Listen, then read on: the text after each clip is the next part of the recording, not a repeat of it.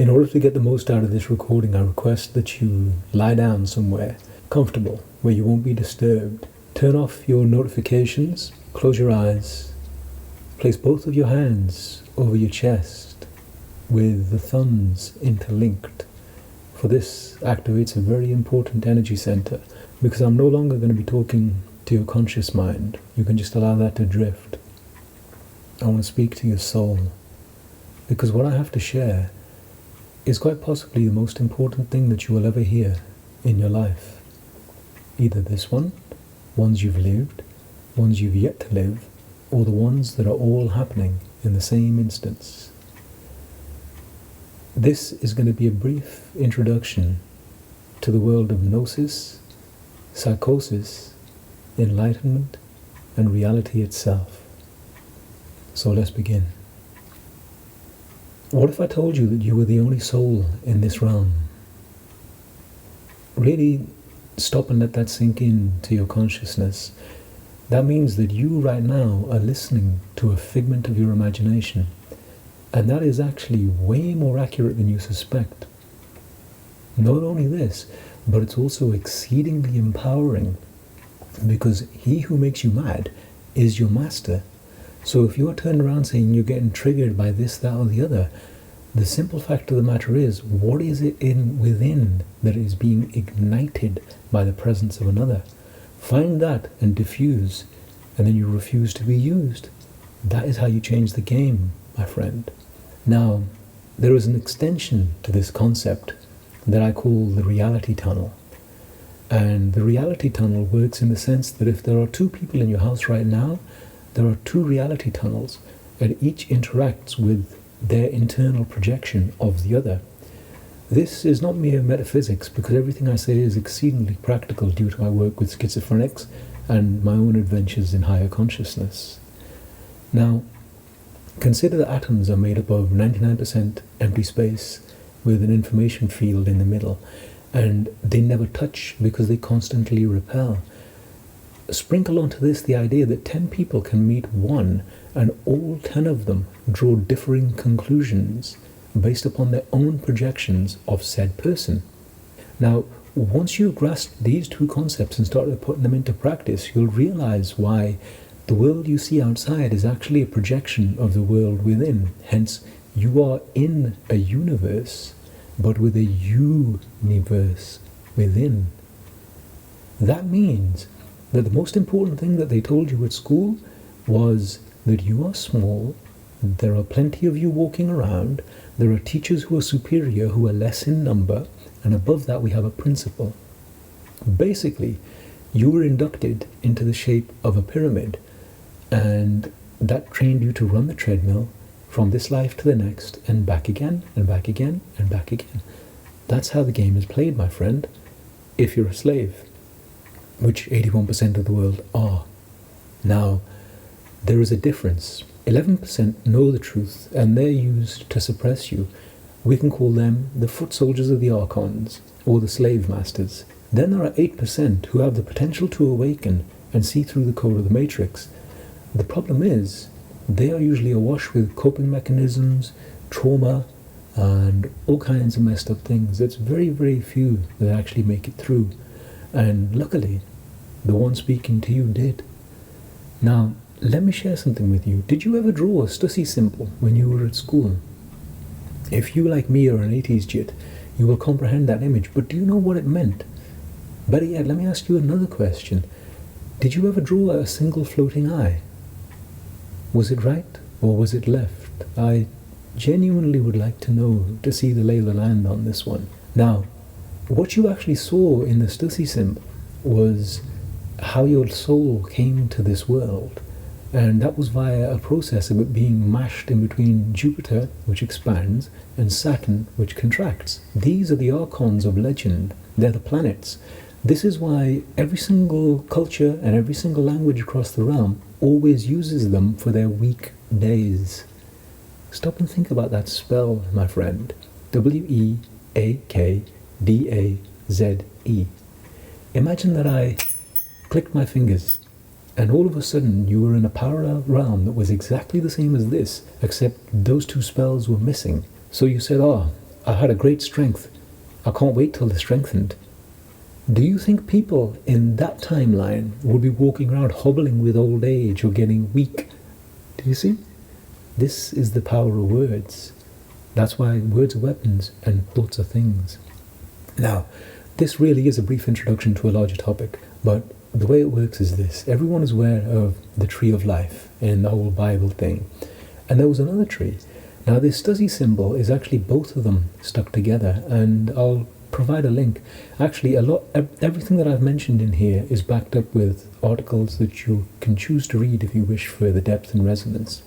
Now, if you take these two trees and stick them together, you find that the first becomes the last and the last becomes the first, and basically we are within a matrix which is akin to a dream. The schizophrenic has the potential to awaken to the dream, but before that happens he's plunged into a waking nightmare. It is worth noting that these people are the only humans on the planet that do not fall for optical illusions. Allow that to sink in and really think about it. Really think about it. There is an article I'll link at this point where the hardest thing to see is what's right in front of you, because we've been trained to be blind to it. I mean, I can show you this real quickly, right? How many letters are in the English alphabet? If you said 26, that's incorrect. It's actually 52. Look into it and truly consider it. This is why I say everybody is crazy. Carl Jung called it the shadow world, and in occultism they call it the klipos. This is the dark side of the tree, and it hints that the person who made this realm was either an incompetent or somebody trying an experiment, because the first world that they built, unlike the Matrix, was not perfect. It actually exploded, and all that it left behind were these useless husks. Now, this is a huge and esoteric topic, but breaking it down, the simplest way I can put it to you is like this. Everybody has heard that we use the whole 10% of our brain thing, and that's a myth. You actually use 100% of your brain, but the truth of the matter is you only actualize 10% of your potential consciousness. Now, due to the fact that I died and came back again and various other adventures in the flesh and beyond, I would guess that I'm probably actualizing around about 13%.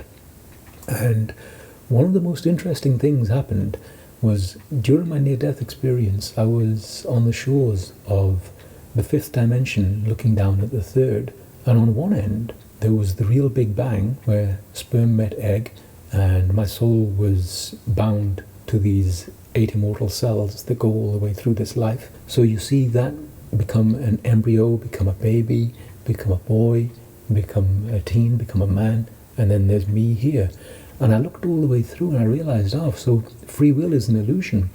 The next thing that came to my mind was life is like a choose your own adventure book, because in that you'll notice that there's already a script, but there is the path of least resistance, which most people take out of ignorance, and then there is the path of power.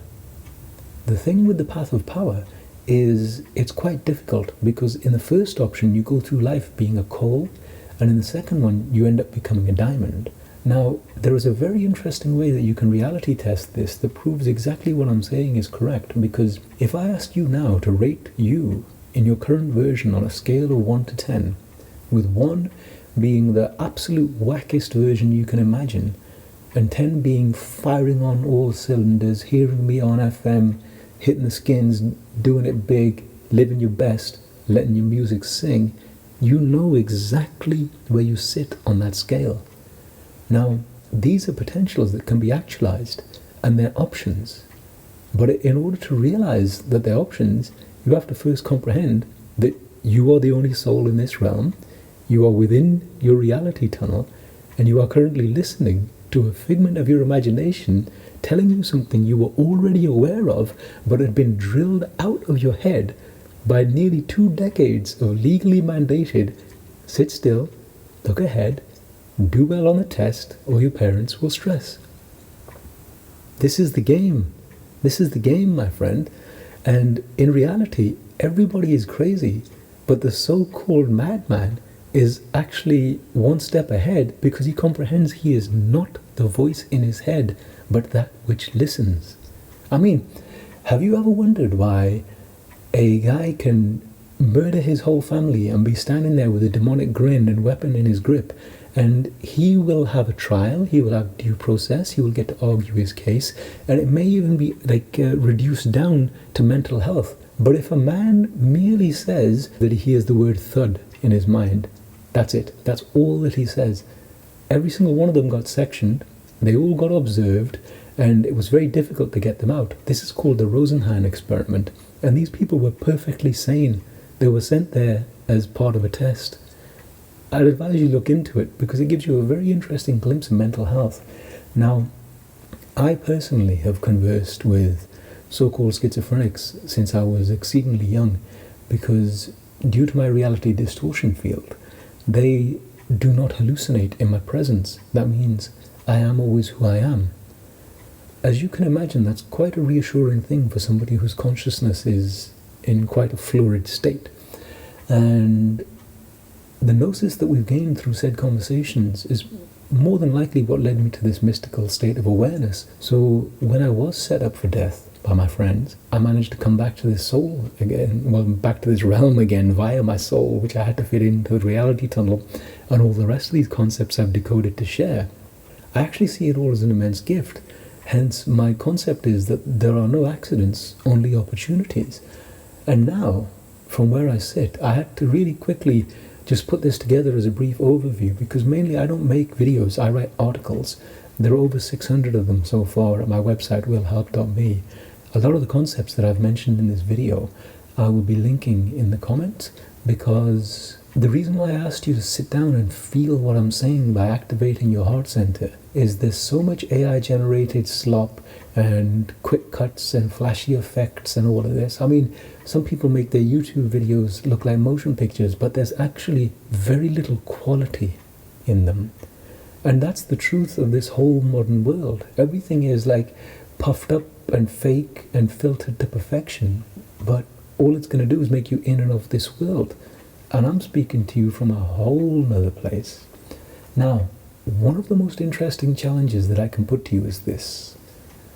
Now that you have this glimmer of gnosis, which is shining from my reality tunnel, I advise you to try and actualize it in your own. And the best way that you can do that is think of somebody who irritates you and write down all their character flaws, attributes, and the reasons why you think this is. And then don't say anything, don't put any name on it, but show it to a friend of yours and ask them how many of them you tick. And then you'll start comprehending what I mean by he who makes you mad is your master, and why there are no strangers and there are no enemies in this realm. There are simply teachers and friends you haven't met yet. Can you imagine if the whole world lived with this mindset? Once you start comprehending things, then we can go into the shadow's depth, and this is where the clipoth and the whole tree of life kicks in. Because what I strongly suspect is, me personally, I was given what I call enforced enlightenment, meaning I didn't have a choice in this. I didn't choose the magic life. The magic life chose me. And I get to break down exceedingly esoteric concepts into really practical ways that will help the rest of you ascend your consciousness in the flesh. Because if you don't, then you live, die, get mind wiped, and come back again. Just think of the common trope that is linked with NDEs. People say they saw a tunnel with the light at the end of it, and they could feel an intense sense of affection, and like somebody was standing there waiting for them. And that, my friend, is the entire birth process. Read the article, This Is Your Life, and in a few pictures it sums it up perfectly. I mean, how many times do you think that you've heard me say this?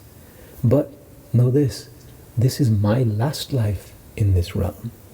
So you might as well take advantage of my presence and actualize the gifts that I'm sharing, because what I'm going to bring will totally shift your resonance and wavelength into a whole new way of thinking.